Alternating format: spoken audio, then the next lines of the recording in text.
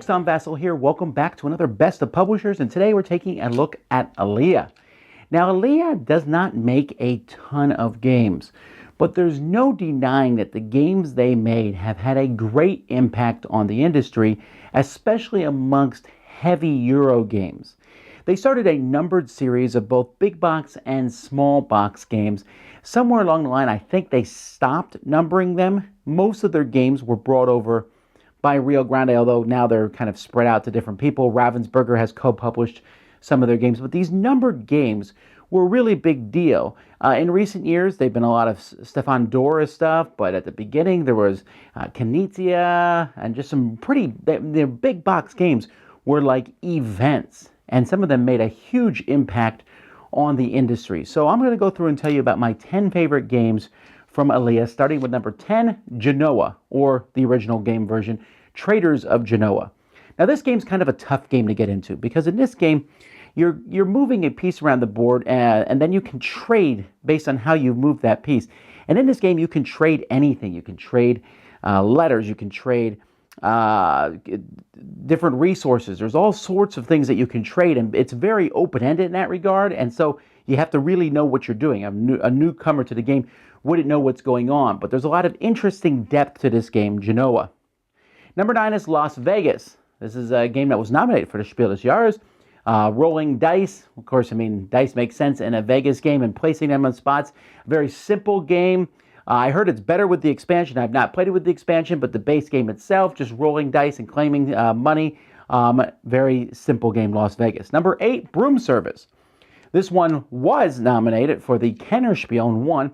Broom Service, which the first version of the game was not a big fan of, but the Broom Service version, which I really did enjoy, where you play a card and basically take a small benefit or try to go for the big benefit, but if someone else plays that same card, well, then you don't get anything. So it's kind of an interesting thing. It's kind of a pick up and deliver. You're moving these different witches, flying them around, and trying to get different things to win the game. And the basic game is not that complicated, but it's that whole, how far do I want to go? How much do I want? And it comes together in a pretty good game. Number 7 is Alea Acta Est. This game was just reprinted by Grey Fox Games, but the original game where you roll dice and then you're placing those dice, using those dice to claim different spots, that's always been something I have a fascination with. This one here also was, the Roman theme was a lot of fun, so you're deciding whether you want to claim this spot or get these people. Great game. Dice placement games are fun. This was one of the first and a great one. Number 6 is Ra. Ra Shishkamba. This is a game about bidding, and it's super fun. There's a dice game that's made, but it's a very different game. The original Ra bidding game, you're bidding on tiles, and the Egyptian theme doesn't really mean much. You're just collecting different sets of tiles. But to collect these tiles, you will bid on them with these different numbers that you have, which are different than everybody else's. And you have to decide when's the best time to win something. But there also are these tiles that come out, the raw tiles, which can mean you get nothing. And if one person has left in the bidding and they decide to push their luck, everyone else is hoping they get nothing. Very entertaining, but pretty strategic, raw.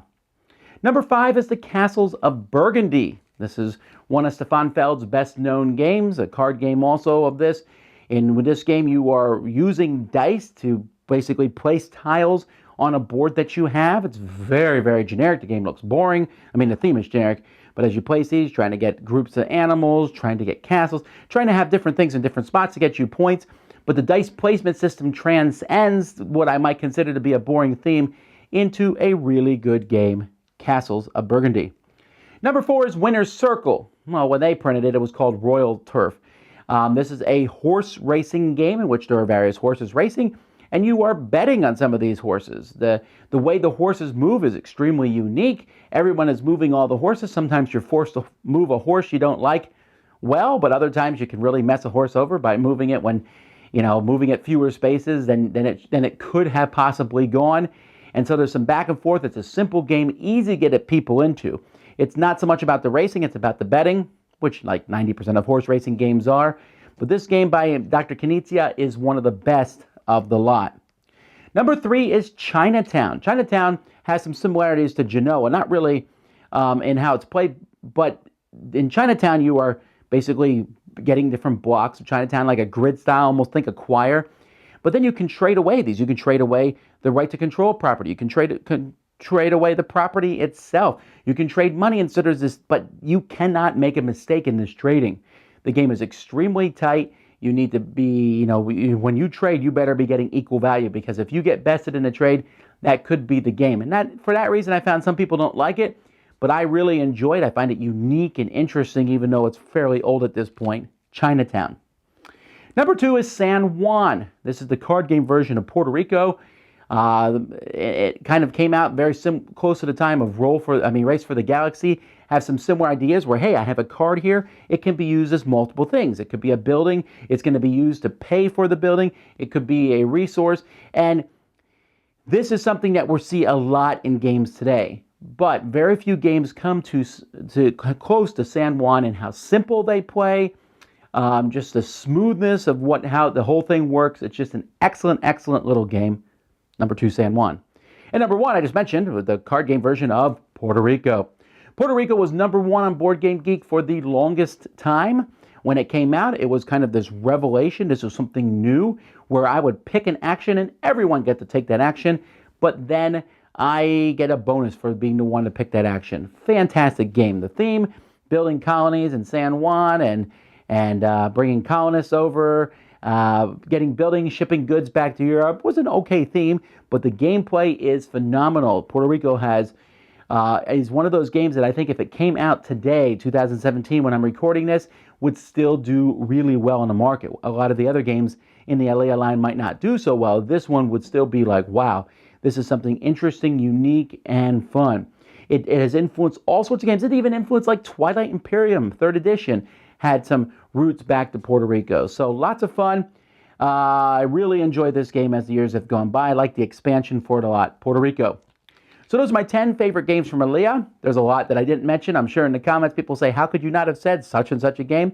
Well, these are just the ones that I like. Let people know the ones you like. Until next time, I'm Tom Vasel, and this has been Best of Alea. Thanks so much for watching the Dice Tower videos. Find more great videos and reviews, as well as our top-rated audio podcast at Dicetower.com. You can also find other great shows at Dicetowernetwork.com. I'm Eric Summerer, and you've been watching The Dice Tower. The Dice Tower is sponsored by Cool Stuff Inc., where you can find great games for great prices. Cool stuff in stock. Check them out at CoolStuffInc.com.